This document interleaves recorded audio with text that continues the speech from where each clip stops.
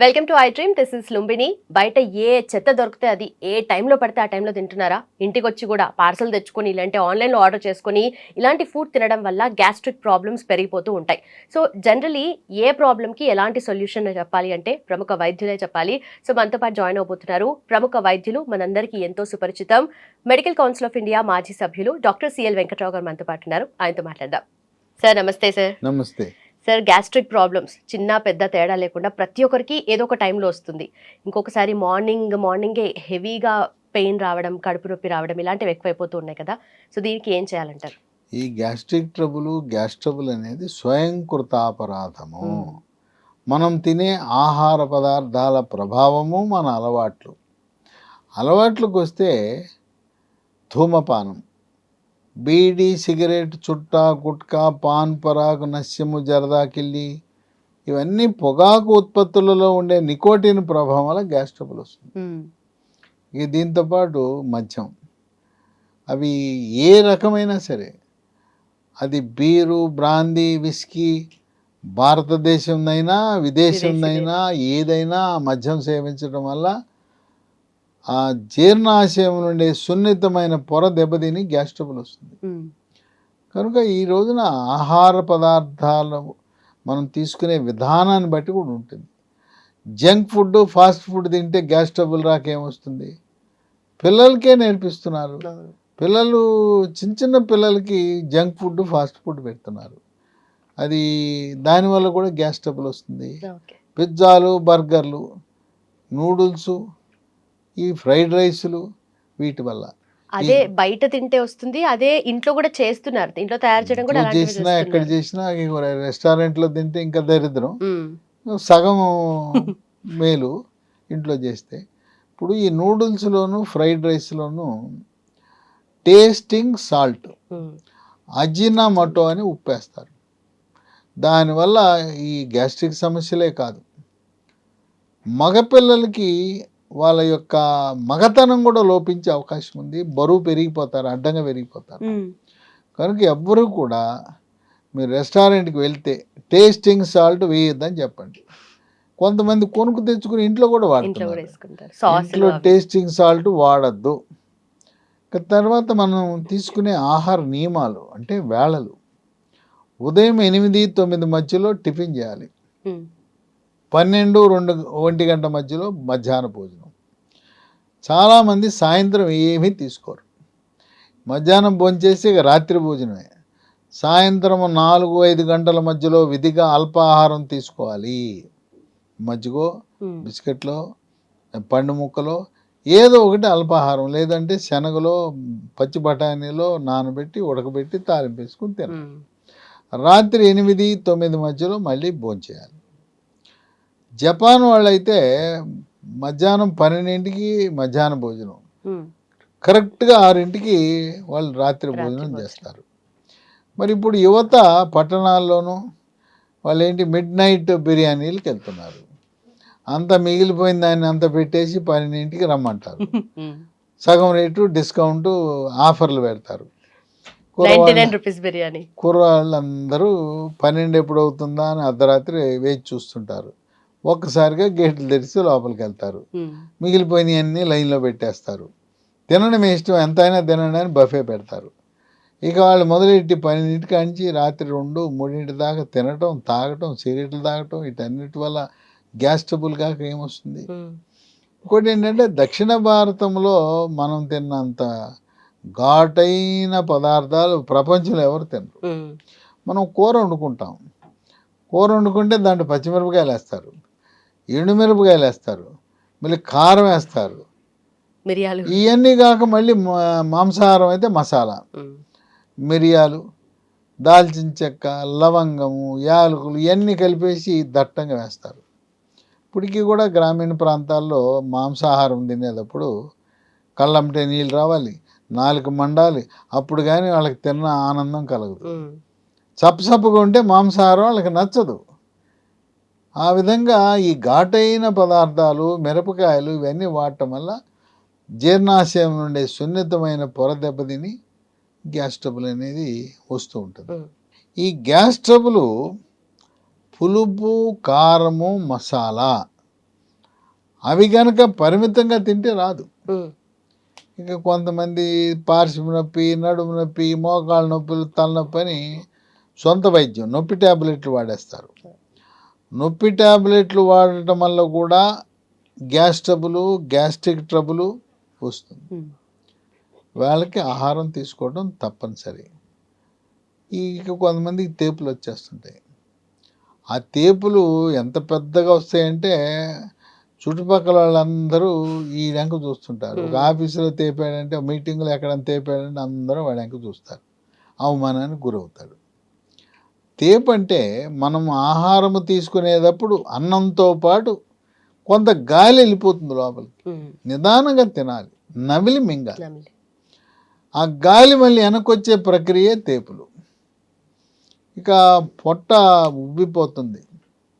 పొట్ట మీద కుట్టుకుంటే డబడమా డమడమా అనే శబ్దం వస్తుంది, బెలూన్ లాగా ఉబ్బిపోతుంది. లోపల గుడుగుడా శబ్దాలు వస్తాయి. వీడికే వినపడితే పర్వాలా, కొంతమందికి పొట్టలో ఉండే గుడుగుడ శబ్దాలు పక్కాడికి కూడా వినపడతాయి. ఇది అయిపోయిన తర్వాత అపానవాయువు, శబ్దముతో కూడిన అపానవాయువు, వాసన, వీటిని మనం పిత్తులు అంటాం. ఇవి ఇంట్లో ఉంటే పర్వాలేదు, ఎక్కడో మీటింగ్లో ఉన్నప్పుడో లేదా ఆఫీసులో ఉన్నప్పుడో ఈ పిల్లలు బాంబేశాడు అని ఎక్కిరిస్తుంటారు. తోటి పిల్లవాడిని, ఒరే ఆడు బాంబేశాడు రా అంటారు. ఇది వాళ్ళ యొక్క వ్యక్తిత్వానికి మచ్చ వస్తుంది, అవమానానికి గురవుతారు. ఇవన్నీ కూడా గ్యాస్ ట్రబుల్ వల్ల వచ్చే అనర్థాలే. ఇంకా కొంతమందికి ఒక అపోహ ఉంది. ఏంటి అపోహ? పప్పు తింటే గ్యాస్ వస్తుంది కదా అంటారు. కందిపప్పు, శనగపప్పు, పెసరపప్పు, మినపప్పు ఇవి తింటే గ్యాసు రాదు. ఇది కేవలం అపోహ మాత్రమే. ఈ పప్పులకి ఇంకోటి కూడా చెప్తుంటారు, ఆపరేషన్ చేసిన కుట్లు చీమ పడతాయంట కదా పప్పు తింటే అంటారు. పప్పులో ఉండేది మాంసకృతులు. ఆ మాంసకృతులు కుట్లు త్వరగా మాంతానికి ఉపయోగపడతాయి. కనుక పప్పు తింటే గ్యాస్ రాదు, పప్పు తింటే ఏదైనా గాయం అయితే వాళ్ళు పప్పు తినకూడదని ఏదో చెప్తుంటారు. ఇది మూఢనమ్మకం. పప్పు తింటే గాయము త్వరగా మానును, ఇది మనం గమనించాలి. ఏదైనా. తర్వాత కొంతమందికి మానసిక ఒత్తిడి, కుంగుబాటు, టెన్షను, డిప్రెషను, భార్యాభర్తల మధ్యన కలహాలు, ఆర్థిక సమస్యలు, ఈఎంఐలు కట్టేశాడు, జీతం అంతా ఈఎంఐలకి సరి, ఉన్నపళంగా ఉద్యోగం పోయింది, ప్రైవేట్ ఉద్యోగం. అప్పుడు తీవ్రమైన ఒత్తిడికి గురవుతారు. ఆ తీవ్రమైన ఒత్తిడికి గురవటం వల్ల దాని ప్రభావం పేగుల మీద పడుతుంది. దాన్ని ఇరిటబుల్ బవల్ సిండ్రోమ్ అంటారు. ఆ ఇరిటబుల్ బవల్ సిండ్రోము యోగా, ప్రాణాయామము, ధ్యానము, వ్యాయామం చేస్తూ మన సమస్యలను అధిగమించడానికి ప్రయత్నిస్తే ఉపయోగపడుతుంది. ఈ ఐబిఎస్ ఉన్న వాళ్ళు గంటకి టాయిలెట్కి వెళ్తారు. విరోచనం వచ్చినట్టు ఉంటుంది, రాదు. కాస్త గ్యాసు జిగురైపోతుంది. లేదు ఒకరోజు మలబద్ధకం, ఇంకో రోజు విరోచనాలు. వెళ్ళిన తర్వాత ఆ గంట సేపు టాయిలెట్లో కూర్చుంటారు. ఒకటి మల విసర్జన అనేది ప్రతిరోజు భారతదేశంలో ప్రతిరోజు ఉదయాన్నే మల విసర్జన జరగాలి, సుఖ విరోచనం జరగాలని కోరుకుంటారు. పాశ్చాత్య దేశాల్లో వాళ్ళు పీచు పదార్థం అధికంగా తినరు, ఎక్కువగా మాంసాహారం మీద ఆధారపడతారు. 3 రోజులకు ఒకసారి మల విసర్జన చేస్తారు. ఇక్కడ కొంతమందికి కొన్ని చెడ్డ అలవాట్లు ఉన్నాయి, మానుకోవాలి. టాయిలెట్కి వెళ్ళేటప్పుడు పేపర్ పట్టుకెళ్తారు, అక్కడ కూర్చొని పేపర్ చదువుతుంటారు. ఇప్పుడే మొబైల్ ఫోన్స్, వెస్ట్రన్ కమోడ్ మీద పేపర్ చదవటం. ఇక ఇప్పుడు అక్కడికి వెళ్ళి ఫోన్లు చేయటం, లేదా ఫోన్ వస్తే టాయిలెట్కి వెళ్ళి మాట్లాడటం, అది చేయకుండా పని. ఇంకా కొంతమంది నవలే చదివేస్తుంటారు. ఆ విధంగా అక్కడ ఫోన్లు మాట్లాడొద్దు, పేపర్లు చదవద్దు, వీక్లీలు చదవద్దు, నవలు అంతకంటే చదవద్దు. త్వరితగతిన మల విసర్జన ప్రక్రియని పూర్తి చేసి బయటకు వచ్చేయాలి. సో ఈ గ్యాస్ ట్రబుల్ వస్తుంటే ఏం చేయాలని రకరకాల మందులు వాడుతూనే ఉంటారు. మార్కెట్లో ఉన్న మందులన్నీ అయిపోయి ఉంటాయి.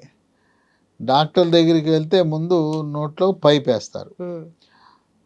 పైపుని గ్యాస్ట్రోస్కోపీ పరీక్ష అంటారు.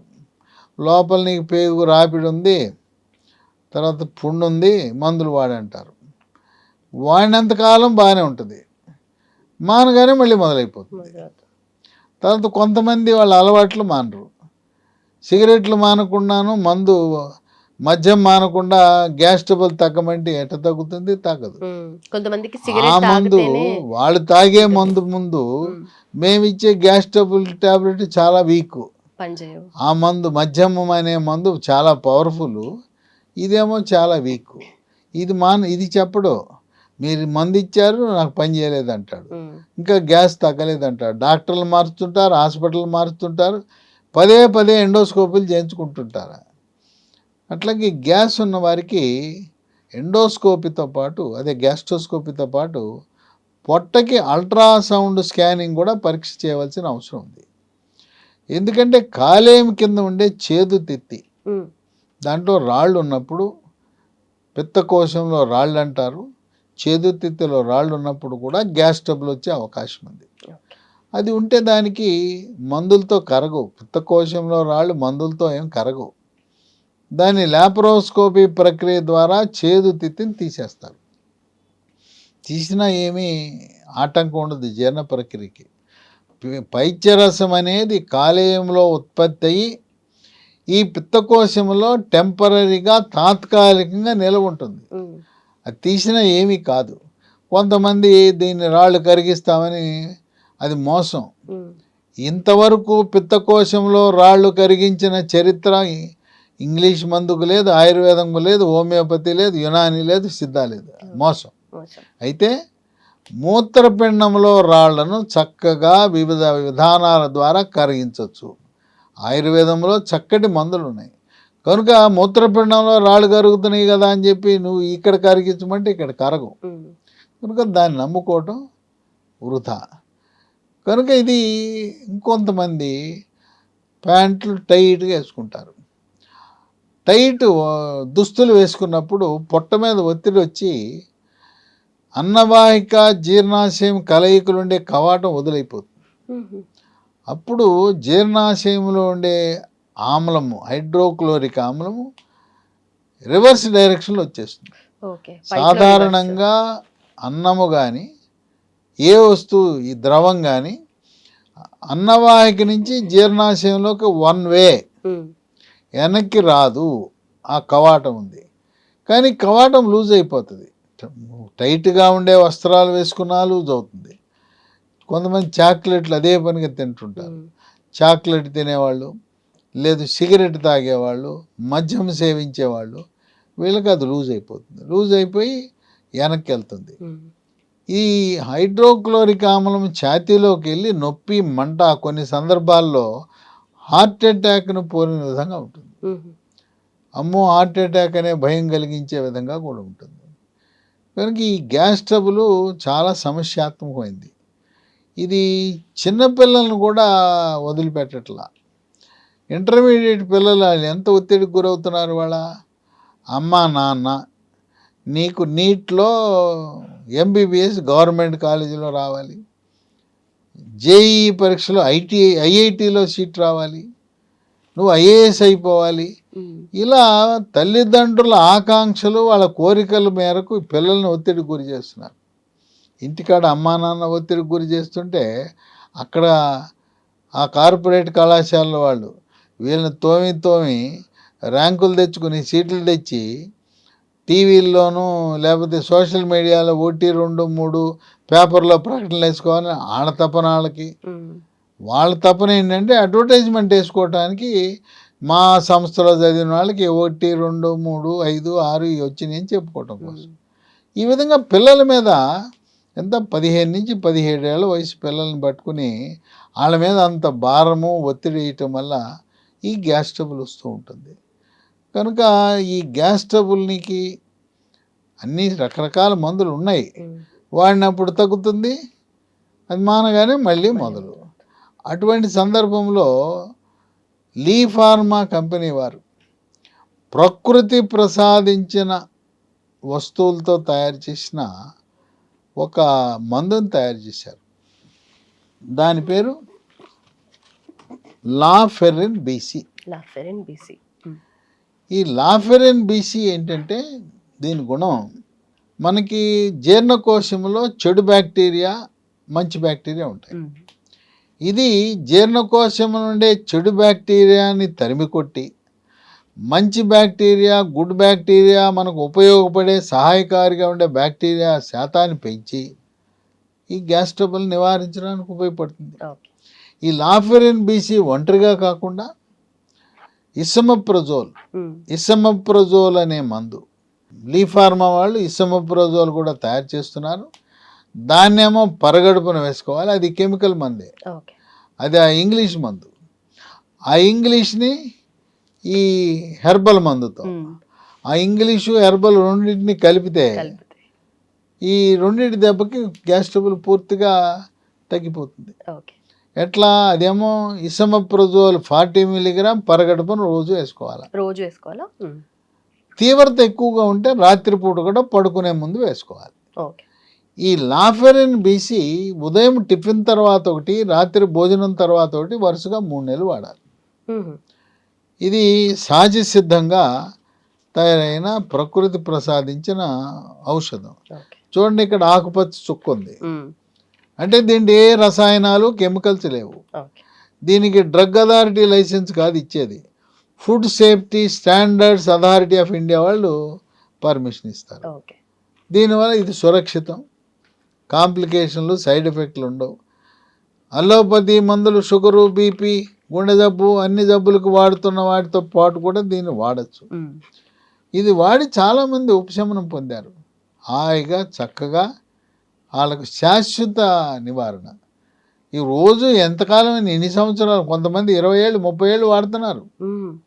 ఇది గ్యాస్ ట్రబుల్ మందులు, రకరకాల మందులు వచ్చేసినాయి. ఓమెప్రజోల్, లాన్సోప్రజోల్, ప్యాంటోప్రజోల్, రాబెప్రజోల్, ఎన్ని మందులు వచ్చినాయి. కనుక ఇసమప్రజోలు లాఫెరిన్ బీసీ కాంబినేషన్లో రెండు కలిపి వాడిన వాళ్ళు చక్కగా ఉపశమనం పొందుతున్నారు. ఇది కొంచెం కష్టతరమే దొరకటం. ఇసమప్రజోల్ దొరుకుతుంది కానీ ఇది కష్టం. ఎట్టాగో మీరు ఇది తెప్పించుకున్నారు కదా, వీళ్ళనే ఇసమప్రజోల్ కూడా పంపమనండి. అమెజాన్లో ఆన్లైన్లో లభిస్తుంది, లేదు కంపెనీ వారి వెబ్సైటు lehealthdomain.comలో కూడా ఆర్డర్ పెట్టుకోవచ్చు. లేదా మనం 3 ఫోన్ నంబర్లు ఇస్తాం, వాళ్ళకి ఫోన్ చేయండి. లాఫెరిన్ బీసీతో పాటు వీళ్ళు తయారు చేసే లీ ఫార్మా వాళ్ళు తయారు చేసే ఇసంప్రజోల్ కూడా ఒక 28, నెలకు 28, 3 నెలలకు తెప్పించుకోండి. ఈ నంబర్లు 9100070480, 8977030218, మూడోది 9502897374. ఈ మూడిట్లని, ఈ నంబర్లు, ఈ వెబ్సైట్లు కూడా స్క్రీన్ మీద కనపడుతున్నాయి. డిస్క్రిప్షన్ బాక్స్లో కూడా మనం చూడవచ్చు. Right sir. ఈ నంబర్లన్నీ కంపెనీల వాళ్ళవి, మీ మందుల కోసం అన్నాను. ఏదైనా ఇంకా ఈ గ్యాస్ ట్రబుల్ గురించో ఇంకా ఏ అనారోగ్య సమస్య గురించో నాతో మాట్లాడాలంటే నా ఫోన్ నంబర్లు కూడా ఇస్తాను, మాట్లాడండి. నేను బిజీగా ఉన్నాను అనుకోండి, 2 నంబర్లు నేను ఇవ్వబోయి వాట్సాప్ నంబర్లు, దాంట్లో రాయండి. నా ఫోన్ నంబర్లు 9866308414, రెండో నంబరు 9848055806. ఎంతో కాలంగా గ్యాస్ ట్రబుల్తో, అసిడిటీతో, పుల్లటి తేపులతో బాధపడుతున్న వారికి శాశ్వత పరిష్కారానికి లాఫెరిన్ బీసీ మనకి దేవుడు ప్రసాదించిన వరంగా మనం భావించాలి. Right sir. Done sir, thank you so much, thanks for information. So చూసారు కదా, ఎలాంటి హెల్త్ ఇష్యూ ఉన్నా సరే, అంటే చిన్న చిన్న డౌట్స్ ఉంటాయి, అవి అడగొచ్చో లేదో డాక్టర్స్ని అని అనుకుంటూ ఉంటాం కదా, అలాంటివి కూడా సార్కి కాల్ చేసి మీరు అడగొచ్చు. ఒకవేళ సార్ అవైలబుల్గా లేకపోతే వాట్సాప్లో చిన్న మెసేజ్ పెట్టేయండి, సార్ మళ్ళీ మీకు రివర్ట్ అవుతారు. అండ్ ఆల్సో డైజెస్టివ్ సిస్టమ్ హెల్తీగా ఉండాలి, మీకు అంత సపోర్టివ్గా ఉండాలి అంటే లాఫెరిన్ బీసీ. Thank you so much for watching, keep watching I dream.